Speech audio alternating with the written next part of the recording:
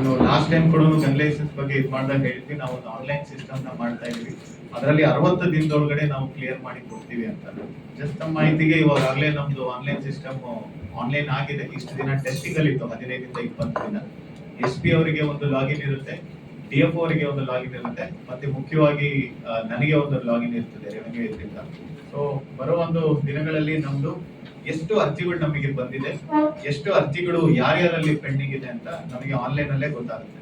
ಇವಾಗ ಎಷ್ಟೊಂದ್ ಸರಿ ಏನಾಗುತ್ತೆ, ಎಲ್ಲ ಮ್ಯಾನ್ಯುವಲಿ ಹೋಗ್ತಿರೋದ್ರಿಂದ ನಮ್ಮ ರೆವೆನ್ಯೂ ಅಡಿಲೇನೆ ತಹಶೀಲ್ದಾರ್ಗಳ ಹಂತದಲ್ಲಿ 200-250 ಫೈಲ್ಸ್ ಹಾಗೆ ಇತ್ತು.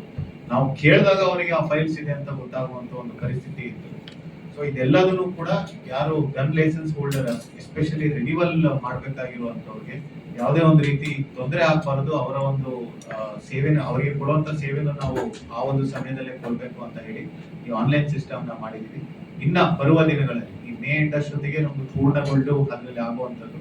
ಮೇ ನಂತರದ ಅಂದ್ರೆ ಜೂನ್ 1 ವತಿಯಿಂದ 60 ದಿನದ ಒಳಗಡೆ ಇದನ್ನ ಡಿಸ್ಪೋಸ್ ಮಾಡ್ಬೇಕು ಅಂತ ನಾನು, DFO ಅವರು ಮತ್ತೆ SP ಅವರು ಇದನ್ನೆಲ್ಲ ನೋಡಿ ಇವಾಗಲೇ ಟೆಸ್ಟಿಂಗ್ ಕೂಡ ಮಾಡಿದ್ವಿ, ಲೈವ್ ಕೂಡ ಹೋಗಿದೆ.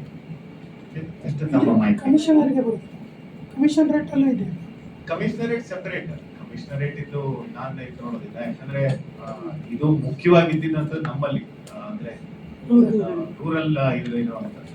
ಯಾಕಂದ್ರೆ ಬಹಳಷ್ಟು ಮ್ಯಾನ್ಯುವಲ್ ಇದು ಹೋಗೋದು. ಮತ್ತೆ ಕಮಿಷನರೇಟ್ ವತಿಯಲ್ಲಿ ನಂಬರ್ಸ್ಗೂ ನಮ್ಮ ನಂಬರ್ಸ್ಗೂ ಬಹಳ ಡಿಫ್ರೆನ್ಸ್ ಇದೆ ಇಲ್ಲಿ.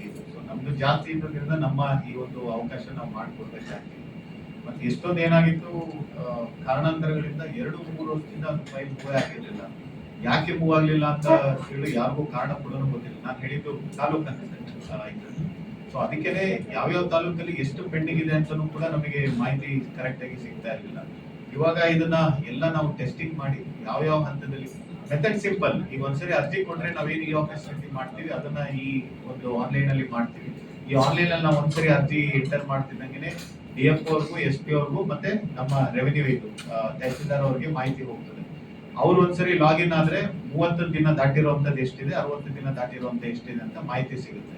ಸೊ ಅವಾಗ ಅದನ್ನ ಅವರೊಂದು ಟ್ರ್ಯಾಕ್ ಮಾಡಿ ಬೇಗ ಮಾಡ್ಬೋದು ಅನ್ನೋದು ಒಂದು ಉದ್ದೇಶ ಆಗುತ್ತೆ.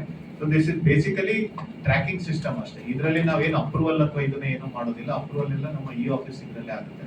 This is only for tracking per type 1. ಹೌದು, ರಿನ್ಯೂವಲ್ ಎಲ್ಲ 30 ಡೇಸ್ ಅಂತ ನಾವು ಇದು ಮಾಡಿರುವಂತದ್ದು. ಹೊಸದಾಗಿ ಬಂದಿರೋ ಅರ್ಜಿ 60 ಡೇಸ್ ತನಕ. ಇದು ಆನ್ ಪಬ್ಲಿಕ್ ಗೆ ಏನು ಇದಿಲ್ಲ, it is only internal management system. Public ಗೆ ಆನ್ಲೈನ್ ಅವಶ್ಯಕತೆ ಬರೋದಿಲ್ಲ. ಅವ್ರು ಏನು ಸಬ್ಮಿಟ್ ಮಾಡ್ತಾರೆ ಅವರಿಗೆ 60 ದಿನದೊಳಗಡೆ ಅವ್ರ ಸೇವೆ ಕೊಡುವಂಥದ್ದು ನಮ್ದು ಜವಾಬ್ದಾರಿ. Thank you. ನಾನು ಲಾಸ್ಟ್ ಟೈಮ್ ಕೂಡ ಗನ್ ಲೈಸೆನ್ಸ್ ಬಗ್ಗೆ ಇದು ಮಾಡಿದಾಗ ಹೇಳಿದ್ವಿ, ನಾವು ಒಂದು ಆನ್ಲೈನ್ ಸಿಸ್ಟಮ್ ನ ಮಾಡ್ತಾ ಇದೀವಿ. ಅದರಲ್ಲಿ 60 ದಿನದೊಳಗಡೆ ನಾವು ಕ್ಲಿಯರ್ ಮಾಡಿ ಕೊಡ್ತೀವಿ ಅಂತ. ಜಸ್ಟ್ ನಮ್ಮ ಮಾಹಿತಿಗೆ ಇವಾಗಲೇ ನಮ್ದು ಆನ್ಲೈನ್ ಸಿಸ್ಟಮ್ ಆನ್ಲೈನ್ ಆಗಿದೆ. ಇಷ್ಟು ದಿನ ಟೆಸ್ಟಿಂಗ್ ಅಲ್ಲಿ ಇತ್ತು, 15 ರಿಂದ 20 ದಿನ. SP ಅವರಿಗೆ ಒಂದು ಲಾಗಿನ್ ಇರುತ್ತೆ, DFO ಅವರಿಗೆ ಒಂದು ಲಾಗಿನ್ ಇರುತ್ತೆ, ಮತ್ತೆ ಮುಖ್ಯವಾಗಿ ನನಗೆ ಒಂದು ಲಾಗಿನ್ ಇರ್ತದೆ ರೆವೆನ್ಯೂ ಇದರಿಂದ. ಸೊ ಬರೋ ಒಂದು ದಿನಗಳಲ್ಲಿ ನಮ್ದು ಎಷ್ಟು ಅರ್ಜಿಗಳು ನಮಗೆ ಬಂದಿದೆ, ಎಷ್ಟು ಅರ್ಜಿಗಳು ಯಾರ್ಯಾರಲ್ಲಿ ಪೆಂಡಿಂಗ್ ಇದೆ ಅಂತ ನಮಗೆ ಆನ್ಲೈನ್ ಅಲ್ಲೇ ಗೊತ್ತಾಗುತ್ತೆ.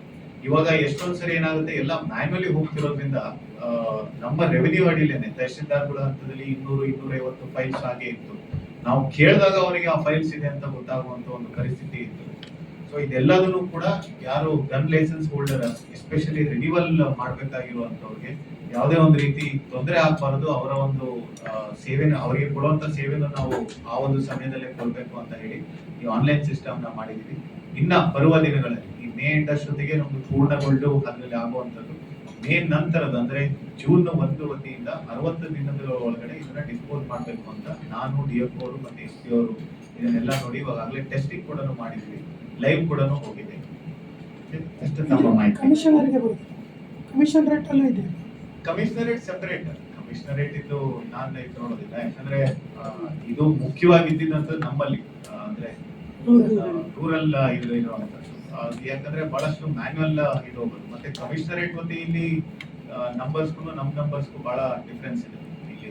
ಸೊ ನಮ್ದು ಜಾಸ್ತಿ ಇರೋದ್ರಿಂದ ನಮ್ಮ ಈ ಒಂದು ಅವಕಾಶ ನಾವು ಮಾಡ್ಕೊಡ್ಬೇಕಾಗ್ತದೆ. ಮತ್ತೆ ಎಷ್ಟೊಂದು ಏನಾಗಿತ್ತು, ಕಾರಣಾಂತರಗಳಿಂದ 2-3 ವರ್ಷದಿಂದ ಅದು ಫೈಲ್ ಮೂವ್ ಆಗಿರ್ಲಿಲ್ಲ. ಯಾಕೆ ಮೂವ್ ಆಗ್ಲಿಲ್ಲ ಅಂತ ಹೇಳಿ ಯಾರಿಗೂ ಕಾರಣ ಕೂಡ ಗೊತ್ತಿಲ್ಲ. ನಾನು ಹೇಳಿದ್ದು ತಾಲೂಕು ಅಂತ. ಸೊ ಅದಕ್ಕೇನೆ ಯಾವ್ಯಾವ ತಾಲೂಕಲ್ಲಿ ಎಷ್ಟು ಪೆಂಡಿಂಗ್ ಇದೆ ಅಂತಾನೂ ಕೂಡ ನಮಗೆ ಮಾಹಿತಿ ಕರೆಕ್ಟ್ ಆಗಿ ಸಿಗ್ತಾ ಇರಲಿಲ್ಲ. ಇವಾಗ ಇದನ್ನ ಎಲ್ಲ ನಾವು ಟೆಸ್ಟಿಂಗ್ ಮಾಡಿ ಯಾವ ಹಂತದಲ್ಲಿ ಮೆಥಡ್ ಸಿಂಪಲ್. ಈಗ ಒಂದ್ಸರಿ ಅರ್ಜಿ ಕೊಟ್ರೆ ನಾವೇನು ಈ ಆಫೀಸ್ ಮಾಡ್ತೀವಿ ಅದನ್ನ ಈ ಒಂದು ಆನ್ಲೈನ್ ಅಲ್ಲಿ ಮಾಡ್ತೀವಿ. ಈ ಆನ್ಲೈನ್ ಅಲ್ಲಿ ನಾವು ಒಂದ್ಸರಿ ಅರ್ಜಿ ಎಂಟರ್ ಮಾಡ್ತಿದ್ದಂಗೆ DF ಅವ್ರಿಗೂ SP ಅವ್ರಿಗೂ ಮತ್ತೆ ನಮ್ಮ ರೆವೆನ್ಯೂ ಇದು ತಹಸೀಲ್ದಾರ್ ಅವ್ರಿಗೆ ಮಾಹಿತಿ ಹೋಗ್ತದೆ. ಅವ್ರು ಒಂದ್ಸರಿ ಲಾಗಿನ್ ಆದ್ರೆ 30 ದಿನ ದಾಟಿರುವಂತದ್ದು ಎಷ್ಟಿದೆ, 60 ದಿನ ದಾಟಿರುವಂತ ಎಷ್ಟಿದೆ ಅಂತ ಮಾಹಿತಿ ಸಿಗುತ್ತೆ. ಸೊ ಅವಾಗ ಅದನ್ನ ಅವರೊಂದು ಟ್ರ್ಯಾಕ್ ಮಾಡಿ ಬೇಗ ಮಾಡ್ಬೋದು ಅನ್ನೋದು ಒಂದು ಉದ್ದೇಶ ಆಗುತ್ತೆ. So this is basically tracking system ಅಷ್ಟೇ. ಇದರಲ್ಲಿ ನಾವೇನು ಅಪ್ರೂವಲ್ ಅಥವಾ ಇದನ್ನ ಏನು ಮಾಡೋದಿಲ್ಲ. ಅಪ್ರೂವಲ್ ಎಲ್ಲ ನಮ್ಮ ಈ ಆಫೀಸ್ ಇದರಲ್ಲೇ ಆಗುತ್ತೆ. This is only for tracking time bond. ಹೌದು, ರಿನ್ಯೂವಲ್ ಎಲ್ಲ 30 ಡೇಸ್ ಅಂತ ನಾವು ಇದು ಮಾಡಿರುವಂತದ್ದು. ಹೊಸದಾಗಿ ಬಂದಿರೋ ಅರ್ಜಿ 60 ಡೇಸ್ ತನಕ ಆಗುತ್ತೆ. ಇದು ಆನ್ ಪಬ್ಲಿಕ್ ಗೆ ಏನು ಇದಿಲ್ಲ. It is only internal management system. Public ಗೆ ಆನ್ಲೈನ್ ಅವಶ್ಯಕತೆ ಬರೋದಿಲ್ಲ. ಅವ್ರು ಏನು ಸಬ್ಮಿಟ್ ಮಾಡ್ತಾರೆ ಅವರಿಗೆ 60 ದಿನದೊಳಗಡೆ ಅವ್ರ ಸೇವೆ ಕೊಡುವಂಥದ್ದು ನಮ್ದು ಜವಾಬ್ದಾರಿ. Thank you.